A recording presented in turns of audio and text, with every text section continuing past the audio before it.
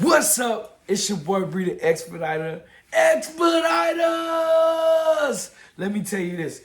First off, I want y'all to go ahead and subscribe to the channel, and right up under the link in the bio, it will be a free audio ebook to teach you exactly how I started in the cargo van business. And then also I got some other goodies up under there. Just check out the link in the bio. I got you. I promise it's crazy. Yo, and so today we're going to do something new. This is the VANLife Victory Above Negativity vlog, right? So this episode 1, where I just want to recap the last 2 to 3 weeks. We had some amazing experiences and just some gems from these experiences I want to give you guys out. A couple of things. We actually recorded a song and released it.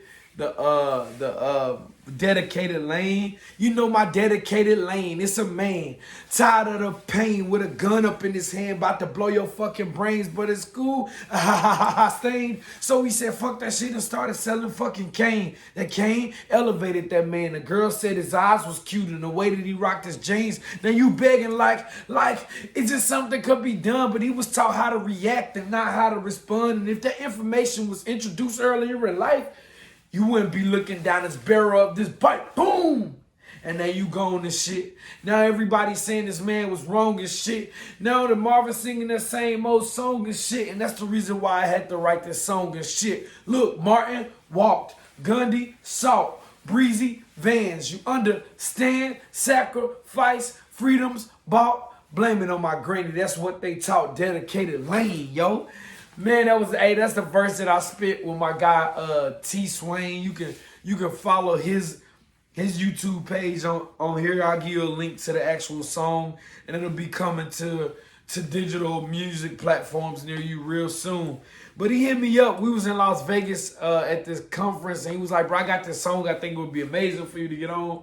And he rapped it to me. I was like, bro, just let me know. He sent the beat, and the rest was history. So that was the first thing. We went to Vegas for the TCA conference. It was amazing.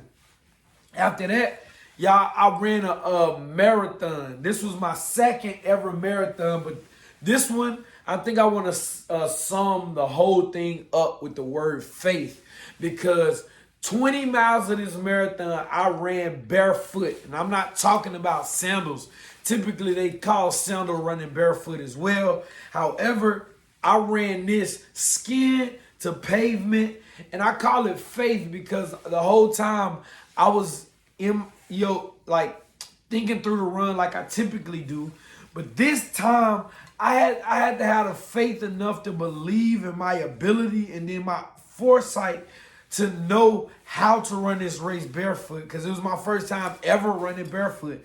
And we did it. Yo, it was some amazing people. We had some amazing conversations. And it just showed me that a lot of valuable, wealthy, wise people actually run marathons. And like I said, this was my first one running barefoot, but this was actually my second marathon that I ever ran. This was my first one, the Georgia Aquarium 5K. This was a full 26.2 miles. And I started late, so that was an interesting thing. And then another thing, bro, I went to St. Louis for the LLG, how to start a trucking business without a truck conference in St. Louis, Missouri. That was amazing. It was about 5 different streams of income that got up and spoke about what they were doing in the trucking industry without having a truck, period, and how they were making upwards of $10,000 a month in these particular businesses. That was very exciting for me because I'm always looking for opportunities to make passive income, or actually just like build a brand that might allow you to like build a brand, but then not particularly have to do like the physical demands of that particular industry. And that conference gave me some insight, especially for like recruiting and medical offices, dispatch, and back office support, compliance, all of these different businesses. There was even, y'all know I'm big on networking too, so there was a lawyer, the trucking lawyer was there. There was another business that does trucking counseling, that, man, it was just a lot of stuff, a lot of valuable things there. And after that, I just felt like, man, though, like my network just increased. I think it's an amazing time to actually increase the value of my consultations. By the way, the link to the consultation, if you want to get a consultation with me, is in the description of this video. So St. Louis, amazing. One thing I did in St. Louis that I didn't know that I actually could do before I got there was me and some friends, we went to the Arch in St. Louis.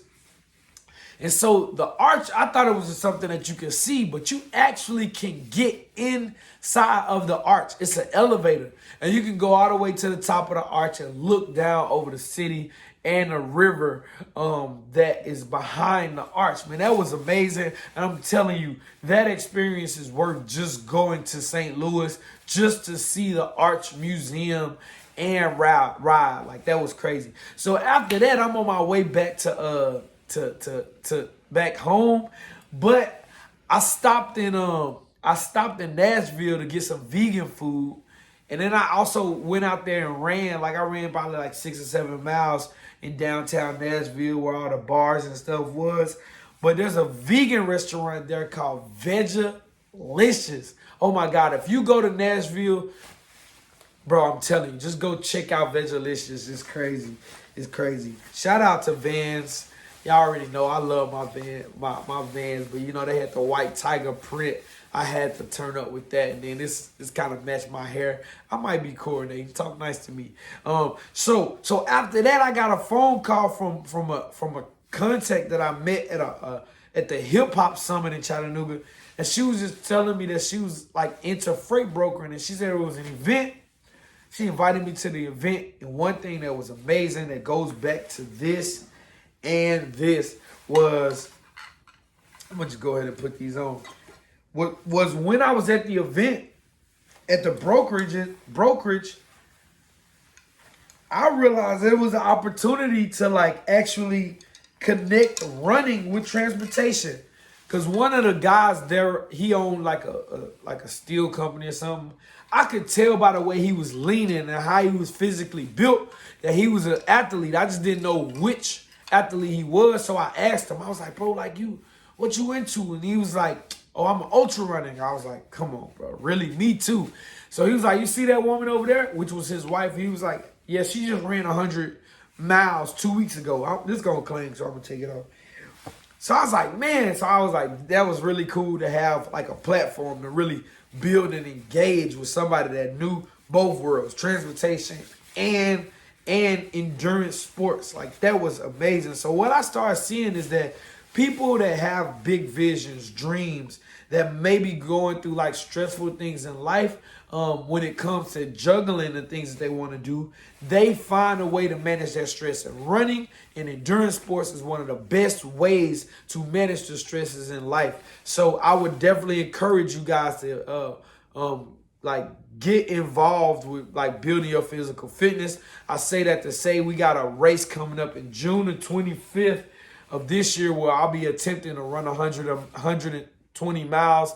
Again, I attempted it last June, but this time we putting our best foot forward. We got a team, we got back office support to come along and help us with this journey. And we're actually taking donations, so that opportunity will be in the link in the bio too if you want to donate to that race. We're raising awareness for kids with learning disabilities, 1 in 5. All right, and so I eventually got home, right? And I was headed to this event, the Leading Ladies of Logistics. Just one of my relationships. Shout out to Tammy Moore. She's amazing. She's always like put me in position to be successful. I can't say enough about her family and how much they blessed me. But I was headed to this event, but then I got a text by Jay Morrison. I'm on his group, one of his group texts, and he was having a mentorship at this place called the Legacy Center, with AKA the Black House.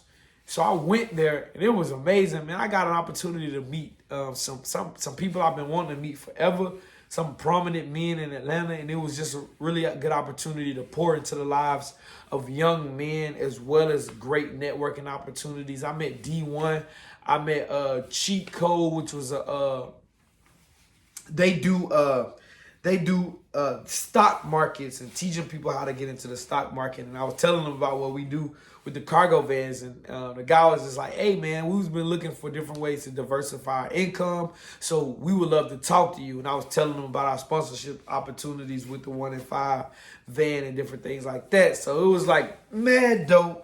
Met some really cool people. And if you guys go on my Instagram, I'm gonna actually have something in my my reels that was from the event. This guy was like having everybody say, I am a king. Like, that jump was amazing. So shout out to that. I thank y'all for tuning in to this vlog of me explaining the last 2 to 3 weeks. It's just been an elevating and life-changing experience.